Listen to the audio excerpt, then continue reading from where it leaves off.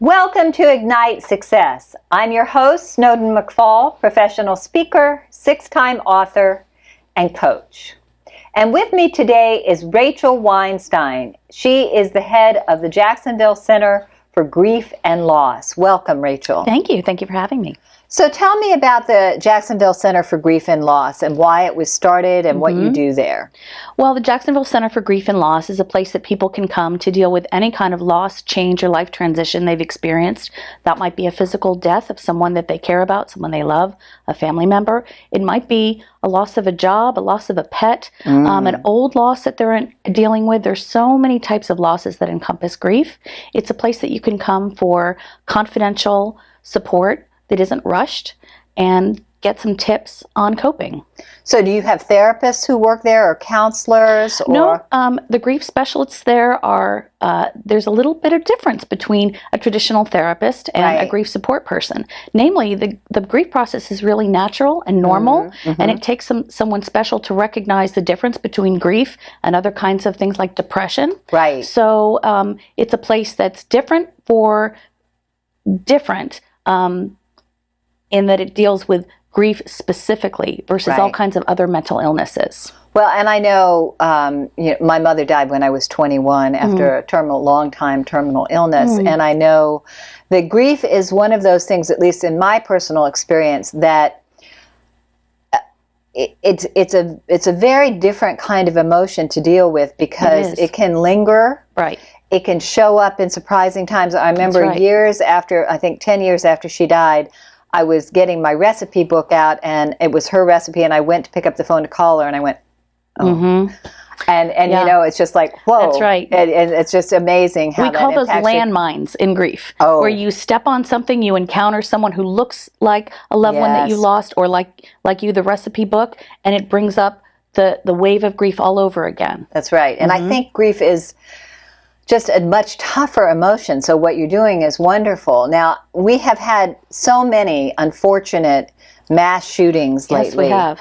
And I know that those families are dealing with grief. Can you talk about how grief impacts people and what you can do about it? Sure. Well, for one thing, grief is so much more than just an emotion that you express. It actually impacts us physically, intellectually, emotionally, and even spiritually. So I'll say just a little bit about physically. The more sudden the loss, the more delayed the reaction. So our body really can't handle too much overwhelm information at once. So you get pretty numb. That's when you see people perhaps at a funeral.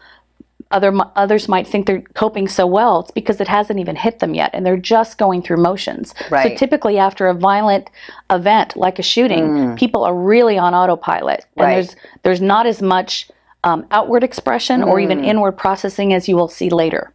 So it's going to take years. It's going to take time. It's going to take time, and you will deal with it in different ways as time goes on. So the first thing you can do is recognize that you might be feeling numb, and you might be needing more later. That's one thing I want to share. Okay, that's important, And other ways that it impacts us, like I mentioned, intellectually, your concentration, your ability to concentrate drops, your memory lowers, you'll move more slowly. These are the body's way of really just processing the grief. So those are some intellectual impacts. So be a little kind and gentle with yourself. If you're not as sharp as you normally are, or as able to remember things, ask people to write them down or email them to you or text them to you or write notes to yourself. Spiritually, and I'll separate spiritual from the religious, whatever one's beliefs have been, they might very well be challenged in the aftermath of a loss. Is that right? When you really question why this has happened, why it's happened to me.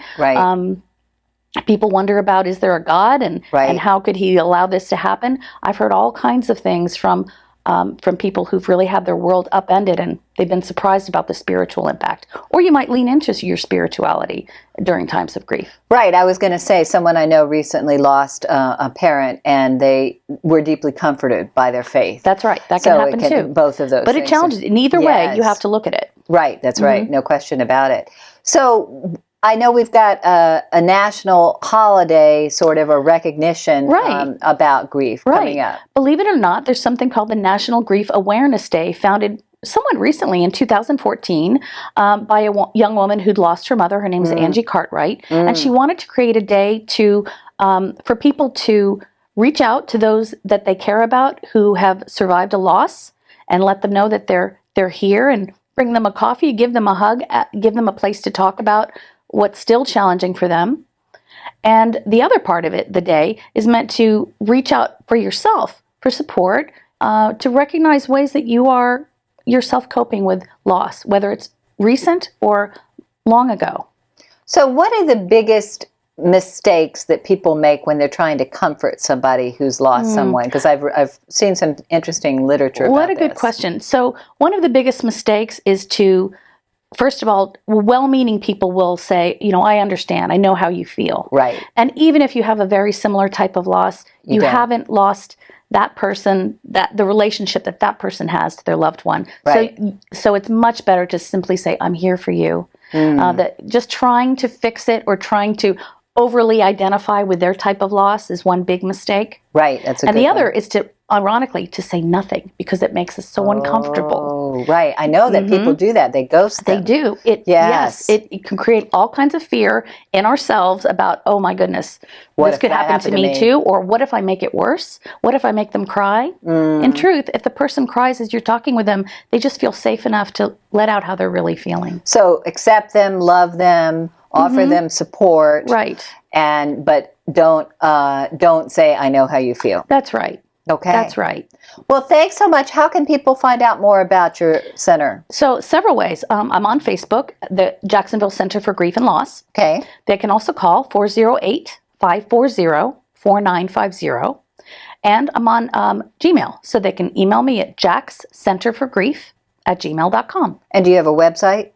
I don't have a website yet. Yeah, okay. Right. I'll go working on but that. The Jack Center for Grief is JAX, Center for Grief. Great. Wonderful. Well, thanks so much for the great work you do. Thank you so much for having me. My pleasure.